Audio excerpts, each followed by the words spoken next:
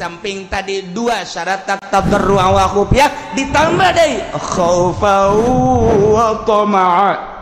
Nomor kahiji kudu aya sieun ka Gusti Allah tina siksa Allah nu ngabangkitkeun semangat urang ibadah lantaran aya neraka timbul ti sanubari urang beuh mun aing teu salat asana ka neraka jadi motivasi neraka.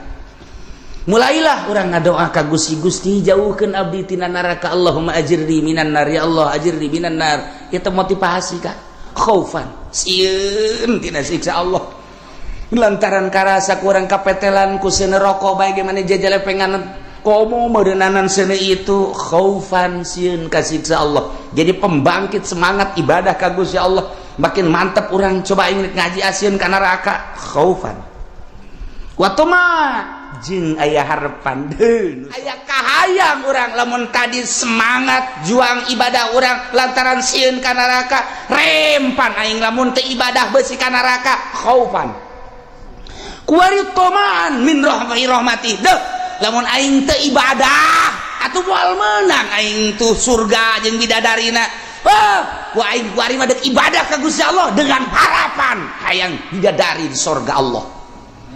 Tuh kan jadi semangat orang nu mantap kudu saimbang khaufan jeung tomaan teh cek bahasa dina tasawuf mah antara khauf jeung roja lir teu beda jeung manuk jangjangan jangjang manuk nu aya di manuk ketika stabil dua jangjang nyada bisa hihiberan ka mana bae kitu keneh urang di jero hate urang aya khauf jeung roja yakni toma seimbang antara khauf jeung roja jeung toma urang bisa ibadah dengan mantap ka Gusti Allah. Salat Allahu Akbar di jero hate urang aya khauf jeung aya toma. Ketika ditanya kunaon dia salat nu mantap salat sieun ka neraka. Kunaon sieun mantap salat bae hayang ka sorga sieun ka neraka jeung hayang ka sorga sarua 50% etalah ibadah anu handap ibadah nu teka ibadah jelema bersyariat mah kos kitu bae makanan eta jelema-jelema nu kos kitu ibadah kos kitu teh ieu dikhawatirkeun tetep ka sorgana nu kos kitu mah sebab boga kahayang ka makhluk lain ka Allah. Paekeun ku urang lantaran urang geus salat bae umur geus kolot kamari mah salat teh urang teh sieun ka neraka hayang ka sorga sieun ka neraka hayang ka sorga tingkatkeun ku ari mah aya urusan sorga jeung neraka mah jatah mah urusan Allah mending ka Allah na nu nyieun sorga jeung neraka. Adapun deuk di ka sorgakeun deuk di ka nerakakeun kumaha nu nyieunna bae abdi mah hayang ka nu nyieunna bae. Urang nu jauh jeung Mekah jauh jeung Madinah kacaangan ku sinar makrifat Kangjeng Nabi ku nubuah Kangjeng Nabi ku risalah Kangjeng Nabi caang hate urang nyaho ieu haram ieu halal nyaho pangeran nu asli Allah nyaho ieu mah Kristen agama anu kafir Yahudi agama nu kafir Konghucu nu kafir Buddha Kristen dan lain sebagainya kafir hiji be inna dina indallahil Islam anta syamsun anta badrun engkau Muhammad bagaikan bulan purnama. Ketika bulan muncul sacaan sejuk kabeh urang kasidaran ku sinar bulan Kangjeng Nabi sejuk luar biasa indah anta iksiru wa goli percis kos kayu iksir lamun urang boga kayu iksir segede kieu bae dicekel ku urang hayang ngalengkah ka Mekah salengkah.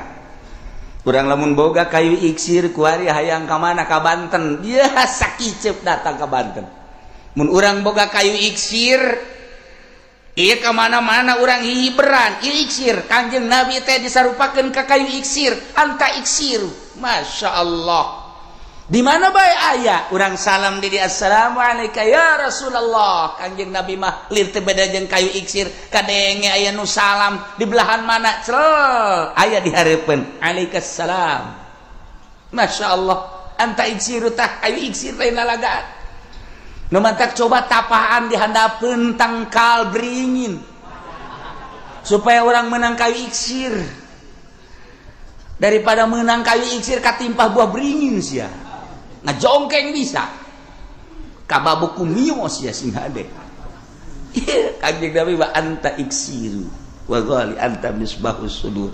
Eta lamun kurang dicarita-caritakeun secara global bapan eta mah tasbih ngarana anta syamsun anta badrun anta nurun fauqa nur. Gusti mah cahaya di atas cahaya. Mun urang nyaritakeun cahaya kompor sakitu boga cahaya lampu sakieu Kangjeng Nabi di atas eta. Patromak Kangjeng Nabi di atas patromak. Mesuri Kangjeng Nabi di atas mesuri. Bulan Kangjeng Nabi di atas bulan. Matahari Kangjeng Nabi di atas matahari. Anta nurul fauqa nur. Cahaya di atas cahaya. Sapira panon poe cahayana bisa nyaangan dunia doang. Nu tadina remeng-remeng bisa kadeule sakadar urusan dunia. Selesai panon poe surup poek deui tapi Kangjeng Nabi bacayana fauqa nur. Ngaleuyan ti panon poe bisa nembus cahaya Kangjeng Nabi ke jero dada sorga bisa kadeuli. Di mana cahaya Kangjeng Nabi geus asup ke jero dada urang cecet. Masya Allah senyum bidadari kadeuli. Di handapna aya hunungan. Ya Allah, ya Rabbi. Kebel-kebel ngagedean tah hunung. Orang kanker. Tama beda dari dunia tama. Kadeui nyulusup cahaya Kangjeng Nabi ka dieu. Quran ku urang bisa dibaca, bisa dihartikeun. Eta naon? Cahaya Kangjeng Nabi. Masya Allah karim. Urang bisa zikir tengah peuting aya cahaya Kangjeng Nabi. Kurang bisa tahajud Allahu Akbar tengah peuting aya cahaya Kangjeng Nabian di dieu. Lamun dicabut cahaya Kangjeng Nabi, wah tuh nu biasa tahajud molor boro-boro tahajud subuh ke jam 7. Pas deuk Allahumma hdini aya anak turun deui ka handap. Anak ge nanya, "Naon tadi leungeun Pak tadi ka luhur ka jadi ka handap?" Loba omong. Tatanya bae teterembelan budak teh. Isin nya ka anak. Ai ka anak izin ai ka Allah henteu. Cahaya dicabut. Ketika cahaya Kangjeng Nabi asup ke jero dada, Masya Allah, muka Quran belaka baca, muka tafsir belaka baca, muka kitab janggotan ge kabaca bae. Aya cahaya Kangjeng Nabi di dieu. Ya Allah ya Rabbi.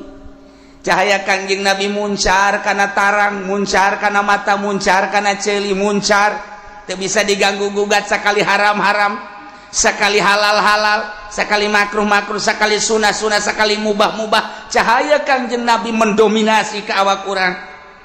Ketika cahaya Kangjeng Nabi aya di jero kalimpudan ku ari ku kepentingan. Di dieu cahayana aya ngan mendem. Cahaya Kangjeng Nabi bener jero. Nu aya di dieu Golkar. Jadi sungut ngomongkeunana lain cahaya Kangjeng Nabi Golkar. Nyana datang ka imana mah bertentangan ieu teh si kiai ge. Ngalamun bae bari ngarokok godang garam. Godang garam aya pegawe mah rokona godang garam. Bari dada teas-teas etik teh. Aju dibeulumna ge mengkol saeutik euy. Nu ieu kabeulum ka ditu henteu. Nyana ge sia-sia rokok kunaon kieu? Cak rokok pugusian sial. Nyana ge diseug-seugikeun ku rokok. Lah nyalahkeun aing teh ieu teh dibeulem ku sia tanda nu mantak aing teu kabeulem belah dieu miring, nu ka dieu kabeulem ieu henteu, siana miring. Cak rokok tuh, rokok ge ngomong, lah nyalahkeun aing bolon sia. Cak rokok, ye ngalamun nyana ge heuh jasa beneran aing geus salah ye. Ngana tuja demi mio lah. Demi bangunan lah. Demi majlis lah. Nu kos kitu diperjuangkeun cahaya Kangjeng Nabi na mendem di jero. Panu mantak bagaikan katak di dalam tempurung. Kumaha katak di dalam tempurung? Di dalam tempurung di jero batoknya na luluncatan dek bisa ka mana?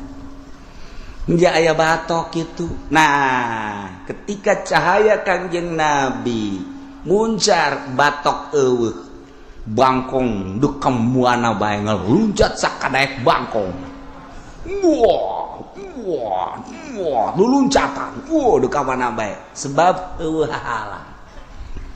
Ketika bangkong dihalangan ku organisasi, ketika bangkong dihalangan ku partai, ketika bangkong dihalangan ku gorod-gorod, ketika bangkong kehalangan ku berbagai motivasi dan lain sebagainya, bangkong teh teu bisa luncatan.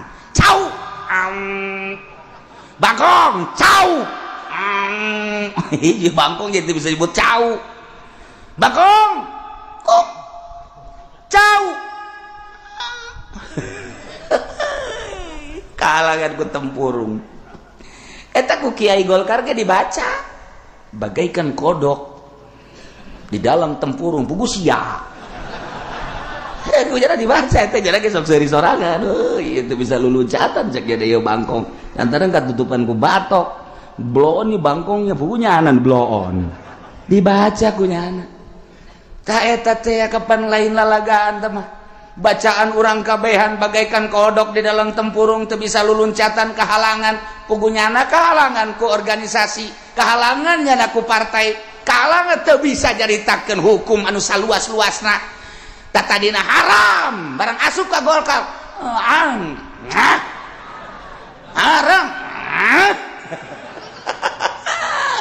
ya eta tempurung kehalangan Masya Allah.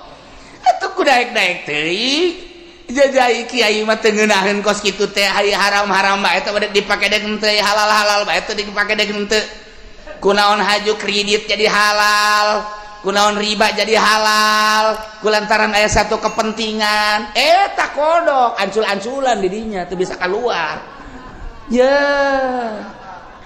maning dipencet habak teh bangkong.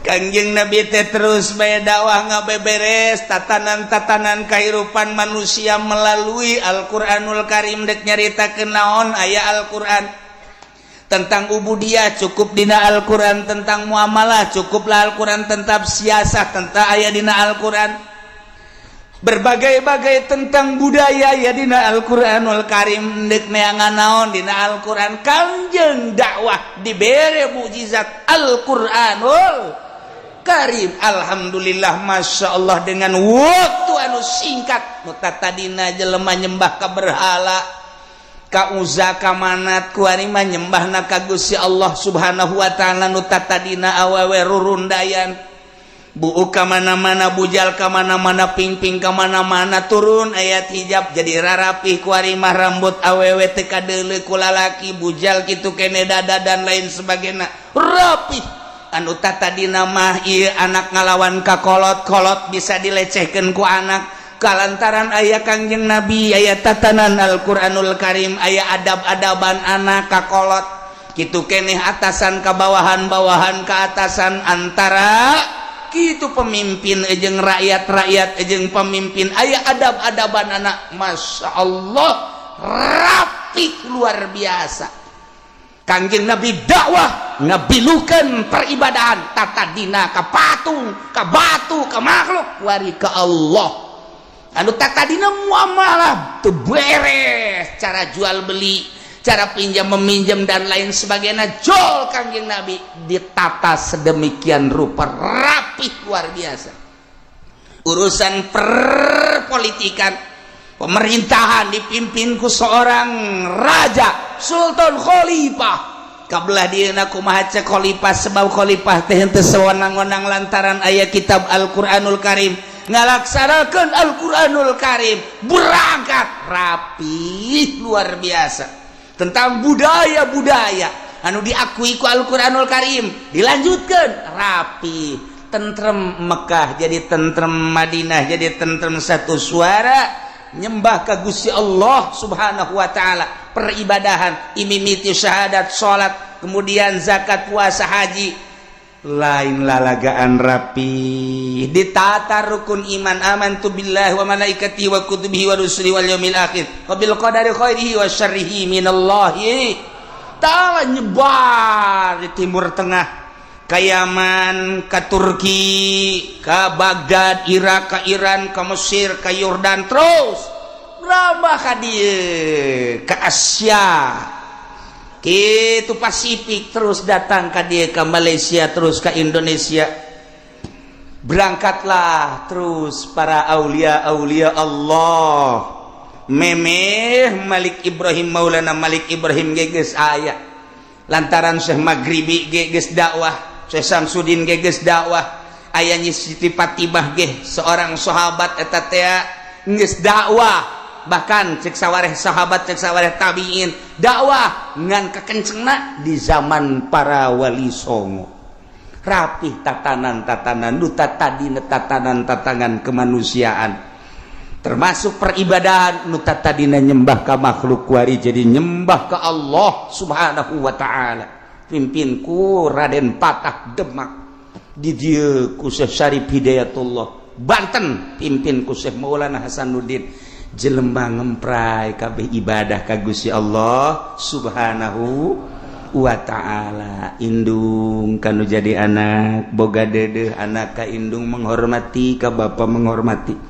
Kitu kene aya hakul jar, bapada tatangga ngabogaan hak, aya hakus, aya hakudin, hak antara agama rapi ditata ku para wali-wali Allah Subhanahu wa ta'ala, aslina ku Kangjeng Nabi Muhammad sallallahu alaihi wasallam. Tak karapihan eta kudu terus diperjuang. Nu mentak di dieu turun ayat wala tufsidu fil ard. Ulah rek ngarusak aranjeun kabeh di muka bumi ieu bada islahi hasabada direbe beres dirarapi. Bibasir rusuliku diutus para rasul, belah dituna rasul terakhir diutus ku Gusti Allah, Rasul Allah nugaran Kangjeng Nabi Muhammad sallallahu alaihi wasallam. Dirapihan ku Kangjeng Nabi tatanan-tatanan kehidupan manusia teh, akidah-akidahna, syariat dan lain sebagainya rapi, ulah diganggu, ulah dirusak. Anu tatadina jelema mararabok jadi henteu tatadina jelema silih bunuh, jadi henteu tatadina urusan muamalah terapi jadi rapi, tatadina urusan soal agama teu beres jadi beres. Tatanan eta lanjutkeun, ulah sok dirusak. Nu matak aya larangan ti Gusti Allah, wala tufsidu fil ard. Ulah rek ngarusak aranjeun kabeh di muka bumi. Dengan cara dirusak kumaha? Dirusak zahir mah tuh gunung ditebangan, digalian, tuh kayu ditebangan, dibeakeun, tuh laut dan lain sebagainya. Eta kerusakan-kerusakan teu sabaraha tah kos kitu baeuna naonna. Lantaran aya kepentingan-kepentingan di Gunung Sindur, Gunung Beak, soteh jalain jang nyana. Jangsa apan urang sepatan dek nyeun imah lamun batu jamal bisa. Matak Gunung Sindur kuari dibedulkeun. Jegu. Dot dibawaan ka sepatan, dibawaan ka Rajeg, dibawaan ka kitu mana ka Cikupa, ke Pasar Kemis. Ngawujud guari nu jadi musola, jadi majelis salim deres sama jadi imah, jadi macem-macem. Di Gunung Sindur nu mantak mun aya orang Gunung Sindur kudu ditangkep. Terima kasih kamu orang Gunung Sindur, kudu nuhun lantaran nyana eta nu boga gunungna. Pasir dialaan, baheula di Bitung, di sedotan, jalain jang nyana jang urang kabehan. Kajian kuku mah geja emang kebutuhan urang, masalah sama kos kitu mah. Di Kalimantan, wah ditebangan kayu, dibawaan kuari ke Jakarta, ke Tangerang, ke Jawa Tengah, ke Jawa Timur. Nu dibawaan nama aya 10% mah, nu dijual aya 80% mah. Nu dijual lain dijual dipaling dibawaan ke luar negeri. Tapi cak batur ge tapi jelas. Sama urusan ada urusan pemerintah, tahu Allah, tahu gaya hitung-hitungan ada di akhirat. ayeuna beukeun makan kos kitu atuh engke ge nya digadilan tuh nya urusan kos itu gampang tapi nu paling bahaya wala tufsidu fil ardi ba'da islahiha ulah rek garusak aranjeun kabeh di muka bumi ieu dengan cara bisyirki ku syirik migawean kakasyirikan kamusikan wal ma'asi jeung berbagai permaksiatan bada islahiha sabada dibeberes ku Kangjeng Nabi ieu dunya ieu bumi ieu tatanan kahirupan manusia teh geus anggeus diberesan ku Kangjeng Nabi terakhir ayat al yauma akmaltu lakum dinakum wa atmamtu alaikum nikmati wa raditu lakumul islama dina rapihan usaha ulah sak dirusak col aya nu nyieun kelenteng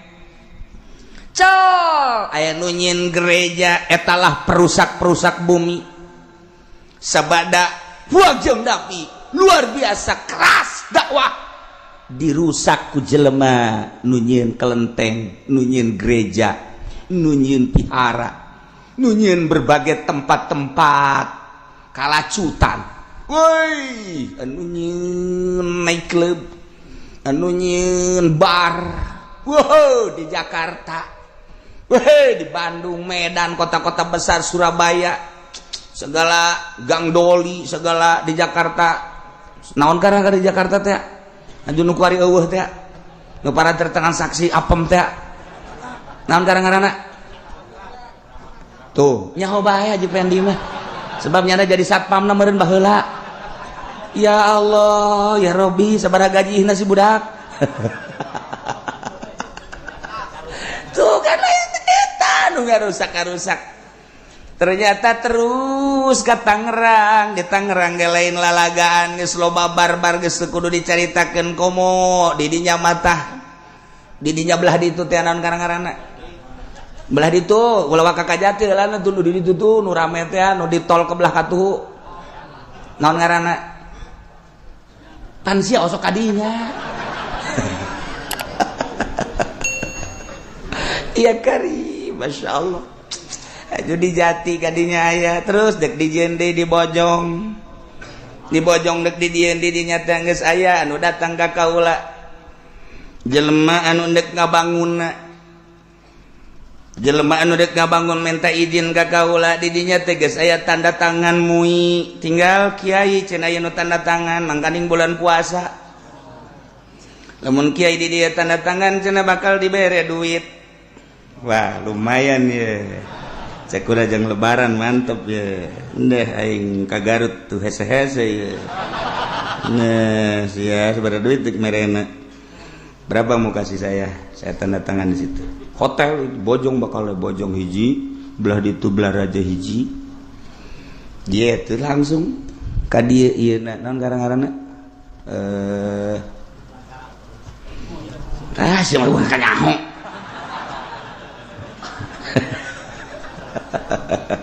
pemborongna datang ka kau langsung ngobrol jeung kula kiai kalau kiai tanda tangan ini kan sudah ada tuh suatu kukula di dulu aya nyaho mentek kula nyaraho tokoh-tokoh masyarakat anu tanda tangan teh kula nyaho kiai nu tanda tangan MUI nyaho kula mentek geus kasal kadeuleu beungeutna he sia eta asal kadeuleuna sia nyaho bebeja ka kula tapi lamun kiai teh tanda tangan ieu dikhawatirkeun ceknya khawatirkeun sapila kura tuh henteu cenah ceukna besi demo nah ai dikhawatirkeun mah aing dik demo kajen kukuha ge siap pokona mah golok gerasah lah henteu cenah kiai aya sabaraha duit teu marena ayo tadi ngaluarkeun yana duit flow hitung sabaraha bendel eta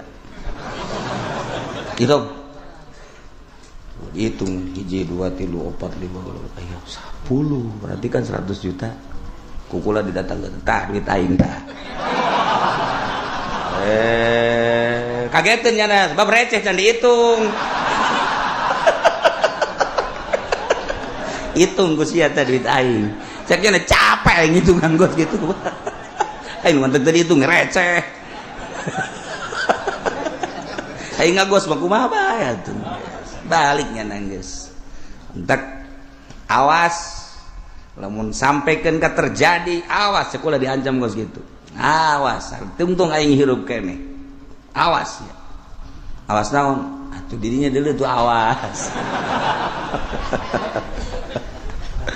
iya wala tufsidu fil ardi ditanya ku kula bapak agamanya apa saya Islam cekiana aslinya Jawa aslinya Pak kok bapak mau sih ini ngebangun iya saya kan cuma sekedar usaha Pak Kiai ini kan ada borogan sekian tuh urusan kesana aja waktu saya cuma sekedar usaha deui budak kumaha ya dah sebodoh atuh ya penting mah kurang wala tufsidu fil ardi ba'da islah iya sing hade pagawean syirik pagawean maksiat ulah ditimbulkan lantaran geus rapi ku Kangjeng Nabi dibangun setelah dirapi-rapi ku Kangjeng Nabi nitipkeun ka sahabat titipkeun ka tabiin nitipkeun ka asbat tabiin titip datang ka wali songo ti wali songo titip datang ka kiai nu arayeuna ye Al-Quran titip sing hade laksanakeun ye tafsir ye kalam-kalam ulama berbagai mazhab sing hade titip ye laksanakeun di negara Indonesia nu mayoritas Islam sing hade wala tufsidu fil ardi ba'da islahiha ulah rek ngarusak anjeun sabada tatanan negara geus dirapihan nu baheula ku Kangjeng kadieuna ku para wali Allah Subhanahu wa taala ulah dirusak dengan cara nimbulkeun persyirikan nimbulkeun permaksiatan kade awas sing hade lamun kurang dikodok wala tufsidu la telana tufsidu te fi'il mudhari